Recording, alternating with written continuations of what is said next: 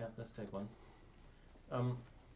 Maybe we can start out by you talking about when you were a young child, growing up.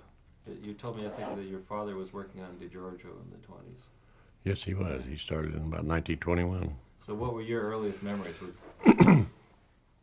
Oh, I would say my earliest memories are around 1930, 31, when, that I can remember around the ranch. Mm-hmm. And what was it like growing up there? Was it a tough life for a kid, or was it a fun life? Oh, I thought it was very much a fun life. They were in the transition from using mules for farming over to Model T pickups, two-cylinder trucks that were running, and that was an interesting part. And we had different camps around the farm at that time. They probably employed steadily 200-300 people or families, and in the peak season they had around 2,000 people employed. At harvest season, and in our camps we were kind of in different communities at the camp. And no, it was a fun and interesting life there. When did you first start noticing, as the decade goes on, that things are starting to change and things are getting harder times are coming? Were you aware of that as a child at all? Well, I think I started school in Vineland School. That would have been about 1932, and I could tell that there were newcomers into the school, and the clothes were very poor. And probably in 33 and so forth, there were caravans that would go back and forth in front of the house. And those people were looking for jobs, and there weren't really a lot of jobs. But I was just aware of it, and that was about it. Of course, your father being the superintendent on a big successful ranch, it wasn't like there was any strain on DiGiorgio during that period, was it? Did you? Well, as I recall, there was a financial strain on DiGiorgio.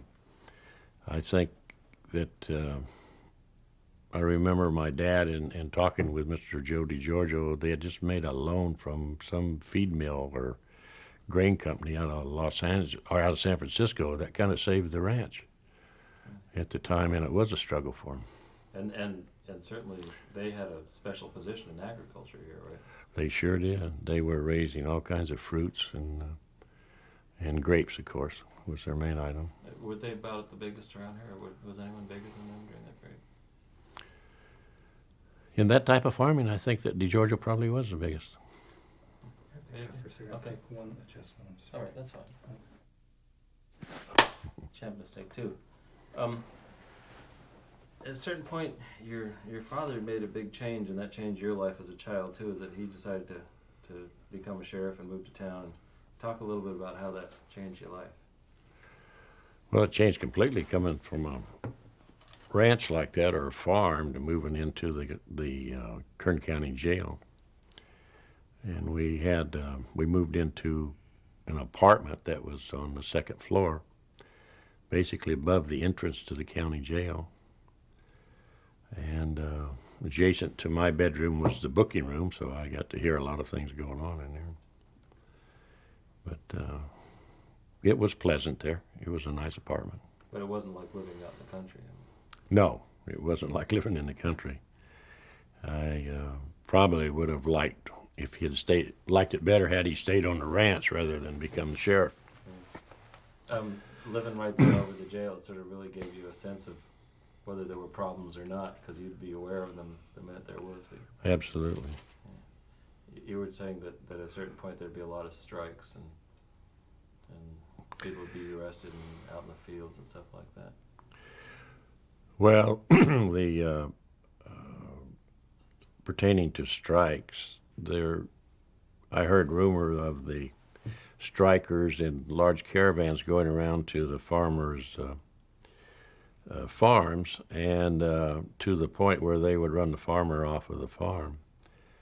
And at that point, the sheriff's department would send the sheriffs out and would get the people off of the land. And where they were carrying guns or knives or concealed weapons, at that point they would arrest those people and bring them into jail. And there was just one time that was significant where they placed 80 people in jail.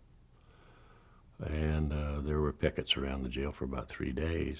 And that impressed me because I played on the lawn outside of the jail and communicated with the strikers. The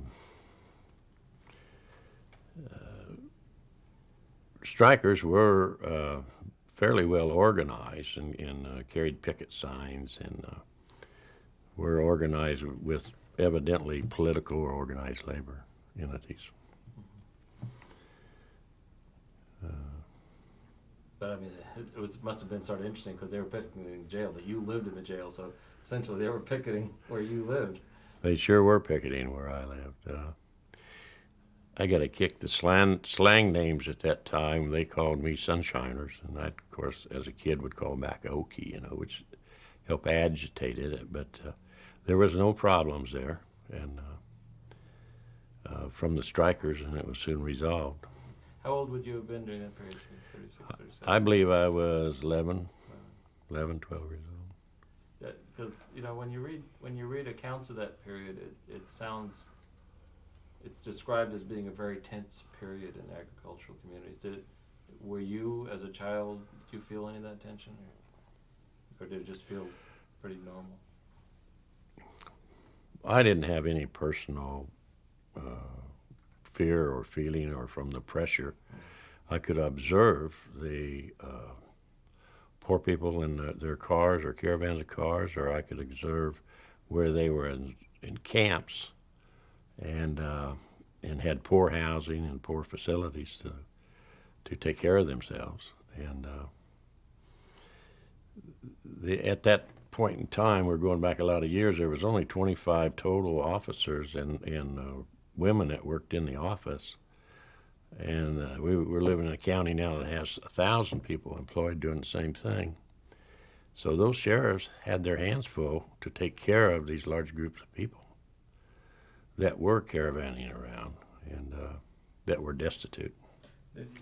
I know your father, you were telling me why your father took the job as sheriff originally, ran for sheriff, because he was dissatisfied with the way the sheriff served DeGeorgia. But did you ever get a sense from him once he was in it that he might have had second thoughts that it wasn't really a great job? Or Well, it seems like it must have been quite a challenge, to put it mildly, doing what he was doing. he was very dissatisfied with the service by the sheriff's department when he was operating, or the superintendent of DeGeorgia Corporation. He would have to take care of the fights and so forth that were done out there and wait till the next day for the sheriff to show up or the coroner to show up in case there was a death. But then when he ran for sheriff and became the sheriff, he seemed to like that life and really endeavored to do the job right. He had a motto there. He says, I'm being paid to enforce the law, and if something's wrong with the law, have them change the law. And I thought he had a very good attitude. He was a Democrat and really liked Delano Roosevelt's actions at the time. And so there was a lot of sympathy for the poor people that were here. So he was not a harsh man. He Not at knew all. People that he was dealing with had problems. Absolutely, because he had problems himself early in life, and he was very sympathetic with those problems. Of course, he had to be stern also to enforce the law, and it was done when fairly large groups of people, and so I'm sure a lot of people had their feelings hurt at the time, especially when they were trying to move them from Kern County to Tulare County to Fresno County. So what was that? Was that a policy he was given to enforce, or how did that? No, I couldn't answer that question. I just understood that it was better to try to spread the people out so that they could get better care and the facilities of each county or city could handle the people that was coming in. Because we were just too small here to handle that many people. So how was the process of keeping them moving? I believe that the health department, if they found they had no toilet facilities, or they were afraid of fever breakouts in the camps, they were asked to move that camp. And once they got them moving and on the road, they would encourage them to go to the next county or the next town. And I think that's how quite a few people left Arvin from Bakersfield to Shafter to Wasco, and so on and so forth, and spread out through our county, plus the Tulare County and Fresno County. Mm-hmm. There'd be some sort of cooperation that the health department would say, look, we've got to keep these people moving, and your dad. No, I don't believe that so at all. I believe the health department found on their own what was wrong and would encourage had to get help from the sheriff's department to move the people, because they were living right along these canal banks and using the water, the canal water, which is unsanitary to begin with. And yeah, okay, we need to change. Now, what were we saying about? He was telling you about the hospital. Just go ahead and tell me that. He was telling you. Red Graham? Yeah. Red came to Bakersfield in 1937, and he was an RN, a nurse, and he worked in the Kern General Hospital, which is on Flower Street. And I first asked him about his experience and during that time and how busy the hospital was. Was it overloaded where they couldn't get any service? And he says, oh, no. He says, there wasn't nothing to it. And then the next week when I saw him, his memory started working, and he said that's true, that the halls were completely full of people, and it was difficult to take care of all of them at that time. But I did not experience that personally. I never, fortunately, didn't go to the hospital. But I mean, that was one of the things that people talk about. It was that it strained everything. It strained the hospitals and the schools, and it just wasn't enough to go around. There wasn't enough to go around, and that was unfortunate. And I thought, I watched my mother very busily working with a women's club and some other clubs, raising food packages or putting together food packages and getting help for the people, because there was not government aid like there is today. And so the local churches and the local clubs got in and helped as much as they could.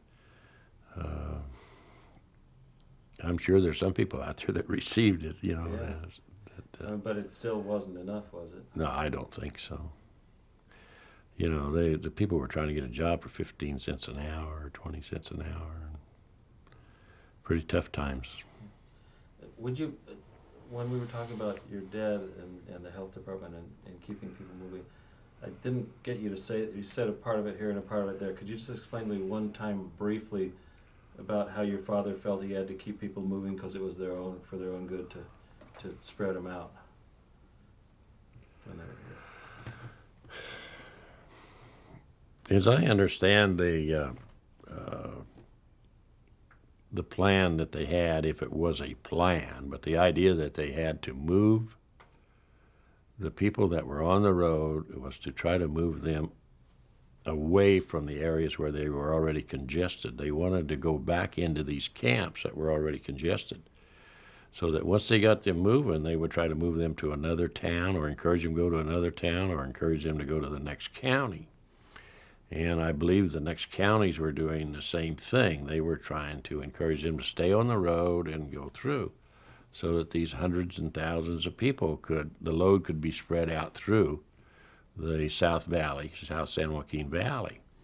And I believe that plan was effective.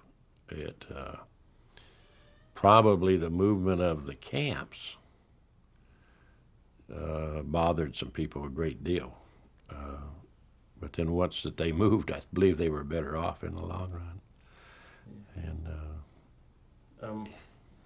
when you get on towards the end of the decade, 38 and 39, you're still fairly young then. Yes, I was.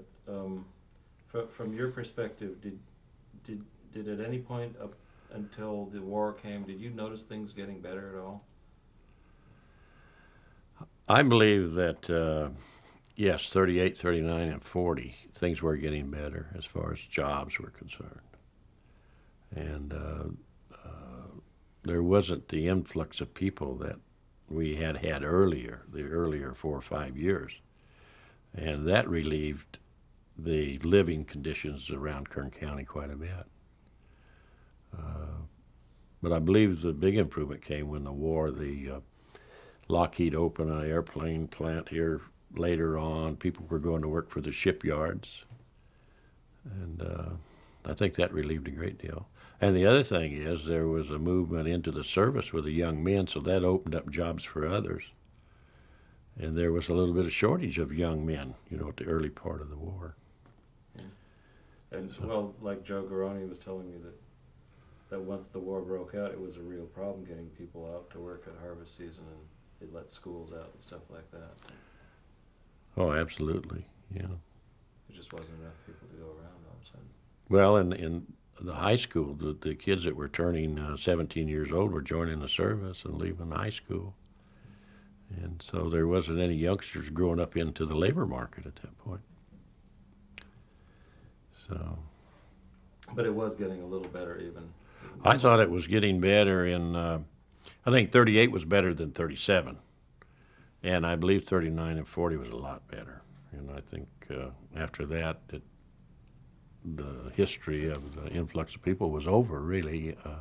Or the bad experiences they were having was over at that point. Well, then they were recruiting people to come to California to work in the shipyard and begging them to come in. Yes, they were. Yeah. When you look back at the whole decade, the whole period of the 1930s, do you think of it as a good time or a bad time, or how do you see the whole experience? Well, I look at it as a good time, really. It's unfortunate that some people were so destitute.